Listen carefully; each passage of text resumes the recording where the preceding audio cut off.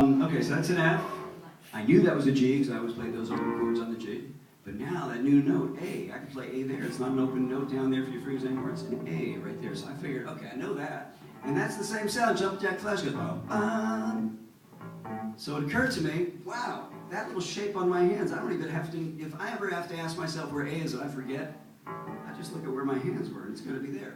Going from that concept really quickly, not trying to bore you folks, but for you non-bass players, this might be moderately interesting.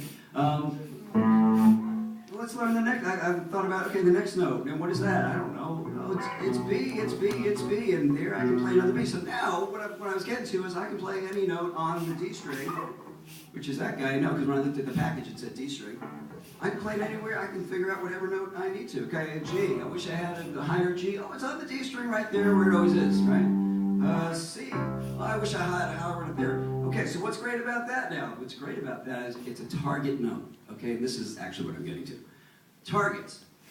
The thing I found is that targets have helped me through so much weird stuff. I mean, trying to get the song down really fast, and you want to make it interesting, and you want to do something with octaves, but it just doesn't have to be octaves, it has to be something else.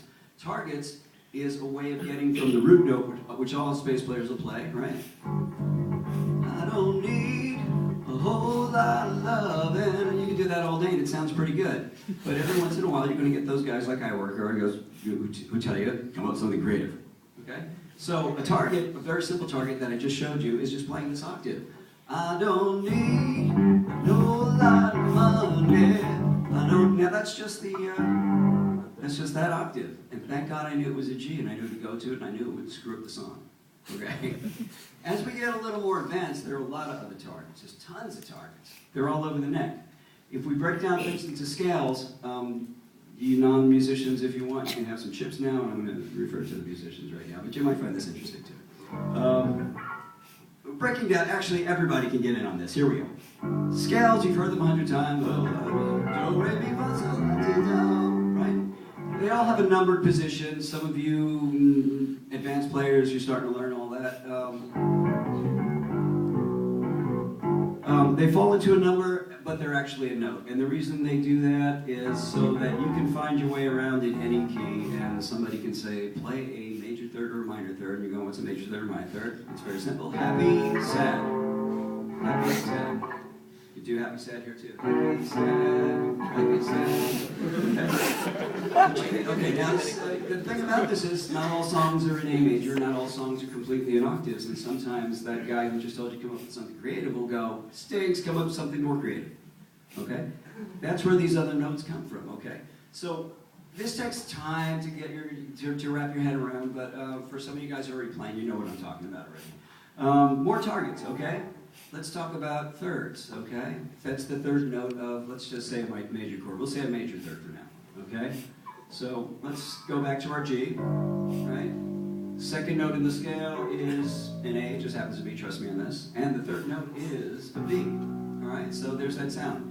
G, B. I'm going to play an octave higher so it sounds like a chord. Happy. Happier. Happiest. Okay, so let me put this together in something that will make a little more sense to you anyway. Once you can incorporate all this stuff mentally into where you might choose notes, because that's what I'm talking about now, is choosing notes as you build parts, you will have a myriad of vocabulary. I want to impress this upon you, though. What you ought to do as a musician, as a listener, as anybody who loves music, is be able to kind of sing what you want to play. Because I've found, and this is an important concept, I hope you guys will just kind of listen to this for a second. If you can sing something, eventually you can play it. If you can't sing it, you're just fishing. You're just throwing the line out. So this is something that I work on even to this day. It develops your ears, it develops your soul. It kind of shows you how to guide you to play music, okay? Best things in melodies, you can't always play melodies as a bass player, sometimes you have to play support, but if you think as a solo instrument, even if you don't play all the solo notes, you make the music more interesting as a support player for everybody. And this is what I try to do with everything I do. Don't always succeed, but a lot of times I have, so I've been lucky. Okay, so let's get back to our friend the major third and get off of a G, okay? And there's that sound. I've heard this sound 100 times. That's my G. I'm going to sing the third. Stand back, ladies and gentlemen. I don't have an end. Ready?